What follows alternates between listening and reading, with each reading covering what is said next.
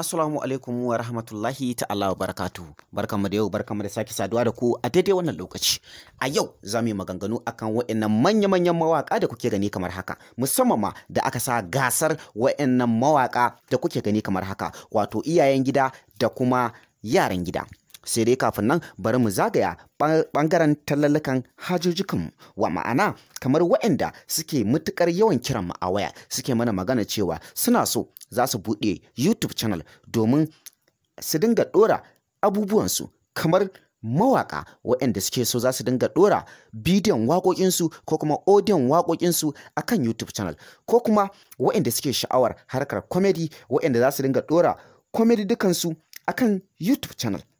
Sannan bugu da ƙari ga waɗanda suke so za su dinga ɗora labarai, bidiyo ko audio a cikin YouTube channel. Bugu da ƙari ga waɗanda suke so za su dinga ɗora wasanni kala-kala a cikin YouTube channel. Sannan bugu da ƙari ga waɗanda suke so za su dinga ɗora fina-finai a cikin YouTube channel. Ku sani cewa a yanzu a wannan lokaci mun shirya, hakan ne isa muka yi muku magana ga wanda yake bukata za a buɗe mishi, mace ko namiji, kuma ga wanda yake buƙatar zai siyi wanda aka fara tara subscribers a cikinsa ya sani cewa a shirye miki. Kuma bugu da ƙari ga wanda yake so zai siyi wanda aka buɗe shi amma riga an fara biya, ku sani cewa a shirye miki.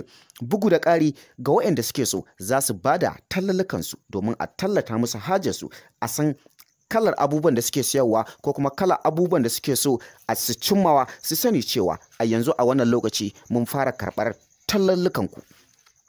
To bari mu dawo ainihin abin da ya zaunar da mu, wato ɓangaren wannan gasa da aka sa ta mawaƙa. Tabbas mutane da yawa sun yi matuƙar mamaki da aka ga Nura M Inuwa, Hamus Breka, Umar M Sharif, Naziru, ga kuma Auta, ga Isa Ayagi. Tabbas waɗannan manya-manyan mawaƙa da kuke gani kamar haka guda shida, tabbas sun zuba maƙudan kuɗaɗensu domin tallata ƙungiyar mawaƙa, kuma domin ribar mawaƙa, domin ci gaban sababbin mawaƙa, wato ƙananun mawaƙan da suka taso kuma suke so a san su a faɗin duniya. Ku sani cewa ba wai iya 'yan Najeriya ba, kowane ɗan ƙasa in dai yana harkar waƙa, wannan gasa ba a bar shi a baya ba. Kuma ku sani cewa wannan gasa za ta dinga tafiya ne a kowane lokaci, kuma duk sati za a dinga wallafa wannan gasa. Ku sani cewa wannan gasa ba don kowa aka buɗe ta ba, sai don ƙananun mawaƙa waɗanda ake so su ci gaba, musamman ma ɓangaren mata da kuma ɓangaren maza. Akwai matasan da suka taso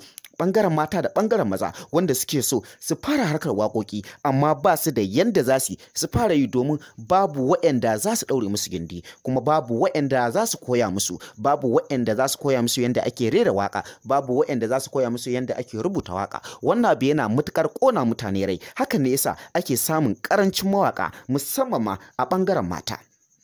Akwai matan da yawa da suke yawan bibiyar mu kan cewa suna so su fara harkar waka, amma ba su da yanda za su, kuma ba su da hanyar da za su bi. Haka zalika ba su san yanda za a yi su dinga rubuta waka ba, har ma su rera ta, ba su san kuma yanda za su yi su ajiye kafiya ba, ma'ana su dango sannan kuma su ajiye shi ba.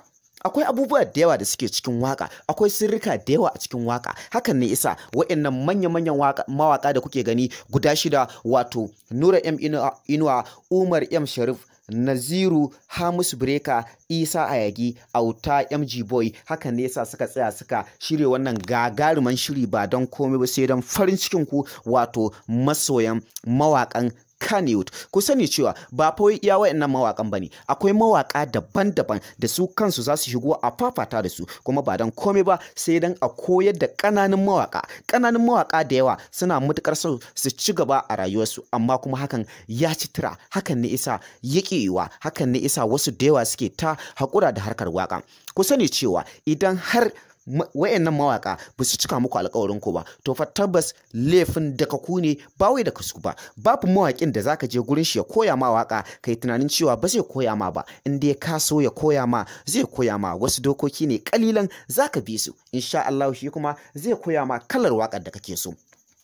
Akwai mutane da yawa da suke yawan yi mana maganganu, musamman ma 'yan ƙasashen ƙetare, da suke cewa jaruman Kannywood suna matuƙar wulaƙanta su, kuma jaruman Kannywood ba sa ganin darajar su. Ku sani cewa dukkanin wani jarumi da yake cikin masana'antar shirya fina-finai yana yin fina-finai ne ba don komai ba sai don abu ɗaya, sai don farin cikin ku da kuma annishuwarku da walwalarku. Ku sani cewa haka zalika dukkanin wani mawaƙi da yake cikin masana'antar shirya fina-finai, ku sani cewa yana yin waƙa ne domin farin cikinku da kuma walwalarku da jin daɗinku. Ku sani cewa su kansu waɗannan mawaƙa ba su tsaya nan ba, akwai abubuwa da yawa wanda suke yi ba don komai ba sai don farin cikinku maza da mata. Hakan ne yasa suka shirya wannan gagarumar gasa domin farin cikin maza da mata, musamman ma waɗanda suke so za su koyi harkar waƙa na faɗin duniya baki ɗaya.